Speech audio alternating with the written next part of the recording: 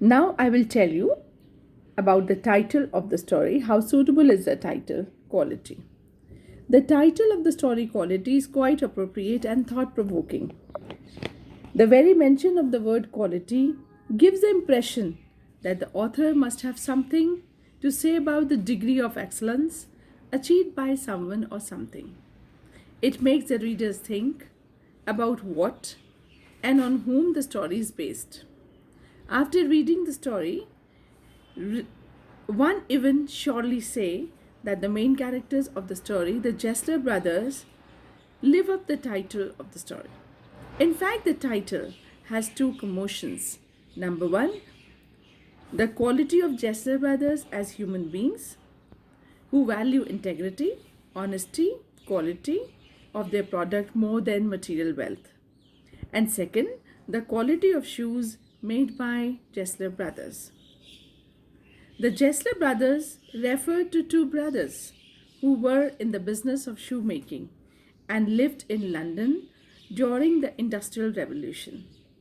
Of the two brothers, Mr. Jessler, the younger one, is the protagonist of the story, and he was a man of integrity, having complete dedication for his work. For him, the business of shoemaking was not merely a craft, but a sublime craft, or he worshipped it as he had a faith in his work as we have faith in our religion. He made only what was ordered to him by his customers. In fact, the shoes made by him were custom fit to each individual customer, whose measurements he took, drawing a pattern taken from the customer's foot size. He himself worked on every pair, every piece of leather, with the only support being that of his elder brother, who made equally good shoes. They never compromised on quality and excellence, even if it meant overworking, dwindling customers, and consequent starvation, and ultimately their death. It was the quality of the shoe made by Jester Brothers that drove the equally conscious customers, like the narrator repeatedly, to their shop and made them order more than their requirement.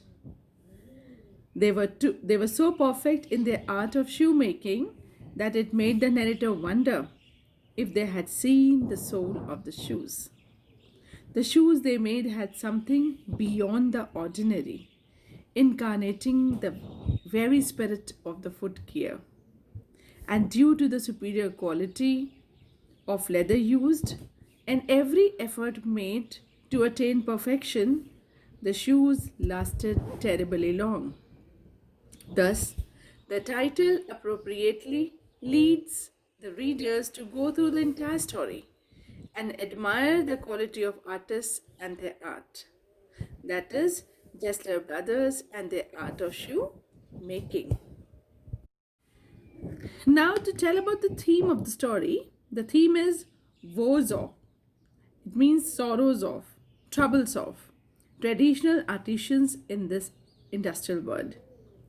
Industrial revolution had begun in England in the middle of 18th century, and later on it spread in the other parts of the world and had far-reaching impact on the lives of traditional artisans.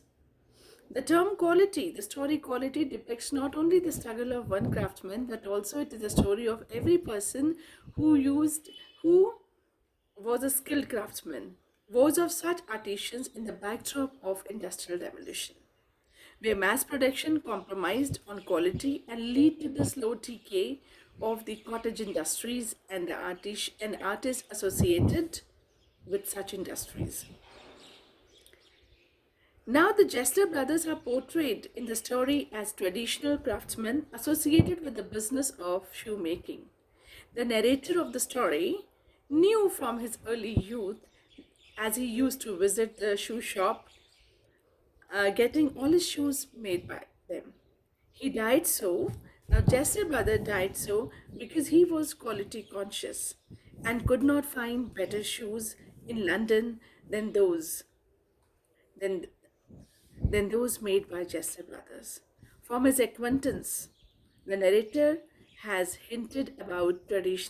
got the hint about traditional artist whose tailor-made goods with their own hands, using the best of material, taking their own time to produce a quality product. However, the narrator came to realize the woes of Jessler brothers only when Mr. Jessler discussed in detail the condition and the hardship of his business, caused by stiff competition by the big firms, which mass produced goods using machines and sold them in the market by luring the customers with advertisements. But the Jessler brothers were not willing to compromise on the quality, and they found it difficult to exist in the industrialized world, marked by mass production and cutthroat competition. Since they made everything by hand, using not using any kind of machine for help, they took pretty long time, and in the process they lost their customers too. Whatever money they got, they used it to pay the rent and to buy the best quality leather. For an artist, his workplace is a sacred place where he likes to work undisturbed. Jessler brother had two little shops merged into one, most fashionably placed in the west end of London. They worked in this place from day to night, performing all the activities from attending to customers, taking the measurements and orders, all that, and working on the leather, designing the shoe, and giving them a finished product. In this shop, they had a work area reached by the wooden stairs, and when they had to leave that area, they felt disturbed as if they had been waken up from the dream of making boots, and like an owl surprised by daylight, but due to the dwindling customers and business, they could not afford the rent and had to part off with one first half of their shop into a big firm selling shoes. Mr. Jessler, Mr. Jessler's elder brother, was so shocked at losing their sanctum that he could not bear the loss of the shop, the customers, and due to this pain, his agony, he died.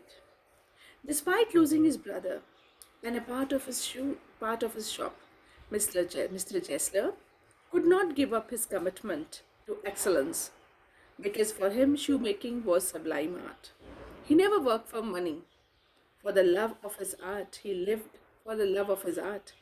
In fact, he was the personification of the ideals of the quality and excellence. He continued to endure the hardships and watched helplessly his business being taken over by the big firms. It shows such craftsmen as Mr. Jessler, the condition of Mr. Jessler, and it is not only the condition of Mr. Jessler but every craftsman in the world. And it portrays the condition of all the craftsmen who resign themselves to their fate and continue to endure it silently, as manifested by the words slow starvation. This shows the gradual decay. The story shows the gradual decay and the death of the handicraft industry caused by the new factory system. Thus, the entire story depicts the woes of artisans who did not go with the tide of time by adopting new methods of production initiated by the Industrial Revolution, and this led to their downfall.